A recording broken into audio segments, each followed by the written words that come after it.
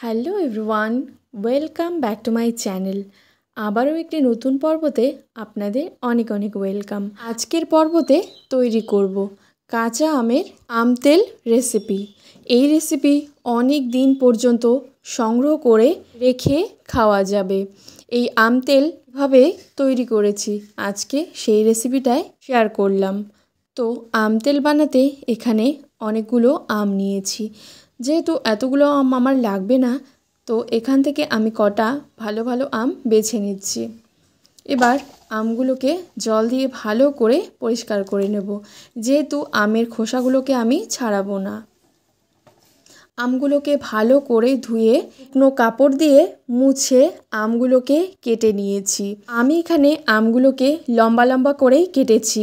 তারপর আমগুলোর মধ্যে লবণ, হলুদ এবং সর্ষের তেল দিয়ে আর একটু শুকনো লঙ্কার গুঁড়ো দিয়ে ভালো করে এখানে 2 দিন রোদ খাইয়ে নিয়েছি।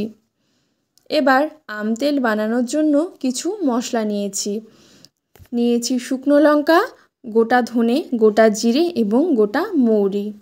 প্রথমে শুকনো লঙ্কা শুকনো খোলায় ভেজে পরে বাকি মশলাগুলোকে দিয়ে শুকনো খোলায় নাড়াচাড়া করে নামিয়ে নিচ্ছি। এবার এই শুকনো মশলাগুলোকে গুঁড়ো করে নিয়েছি। এবার কড়াইয়ে দিয়ে দিচ্ছি তেল, আর এই তেলের পরিমাণটা আপনারা বুঝেই দেবেন, যেহেতু এটা আম তেল অনেক দিন সংগ্রহ করে রেখে খেতে হবে, তাই আপনারা যতটা পরিমাণে আম তেল বানাতে চান ঠিক ততটা পরিমাণে এখানে তেল ব্যবহার করবেন। তেল হালকা একটু গরম হয়ে আসলেই তাতে দিয়ে দেব 5 ফোড়ন, দিয়ে দিচ্ছি শুকনো লঙ্কা আর দিচ্ছি গোটা তেজপাতা। এবার মশলার সাথে সবগুলোকে একটু নাড়াচাড়া করে নিচ্ছি। তেলটা কিন্তু খুব বেশি গরম এখানে করতে যাবেন না। তেলের সাথে সব কিছু একটু আবারও নাড়াচাড়া করে নিচ্ছি। এবার এই তেলটাকে নামিয়ে নিচ্ছি। সেই গরম তেলের মধ্যে থেকে কিছুটা তেল একটা বোলের মধ্যে তুলে নিচ্ছি। তারপর গুঁড়ো করে রাখা মশলাগুলো দিয়ে নিচ্ছি। তাতে দিয়ে দিচ্ছি একটু গুঁড়ো লঙ্কা আর 1 চামচ পরিমাণে লবণ।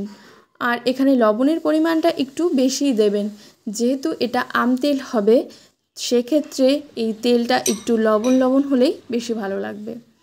এবার দিয়ে দিচ্ছি শুকনো করে রাখা আম। এবার আমের সাথে সব মশলাগুলোকে ভালো করে মিশিয়ে নিচ্ছি। খুব ভালো করে মশলার সাথে আমগুলোকে মেশানো হয়ে গেছে। এবার কাচের জার নিয়েছি। এই কাচের জারের মধ্যে এই আম তেলটাকে অনেক দিন সংগ্রহ করে রাখা যাবে।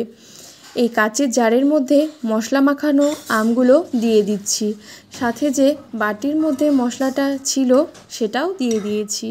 হাফ যে তেলটা তুলে রেখেছিলাম সেই তেলটা এবার কাচের জারের মধ্যে ঢেলে নিচ্ছি। ব্যাস, খুব সহজেই কিন্তু তৈরি হয়ে গেল একদম কাঁচা আমের তেল রেসিপি। কাঁচা আমের আম তেল এই রেসিপি অনেক দিন সংগ্রহ করে রেখে আপনারা খেতে পারবেন। মুড়ি কিংবা গরম ভাতের সাথে এই কাঁচা আমের তেল রেসিপি একদম অনবদ্য লাগে। তো কাঁচা আম থাকাকালীন এই আম তেল একবার হলেও বাড়িতে সংগ্রহ করে রেখে দেবেন, বছর জুড়ে আপনারা এটা খেতে পারবেন। তো আশা করি আমার আজকের এই ছোট্ট রেসিপিটি আপনাদের ভালো লেগেছে। ভালো লেগে থাকলে অবশ্যই লাইক শেয়ার করবে এবং চ্যানেলটিকে সাবস্ক্রাইব করে রাখবে। সবাই ভালো থাকবে, সুস্থ থাকবে। আবারও আসবো নতুন কোনো পর্ব নিয়ে। ধন্যবাদ।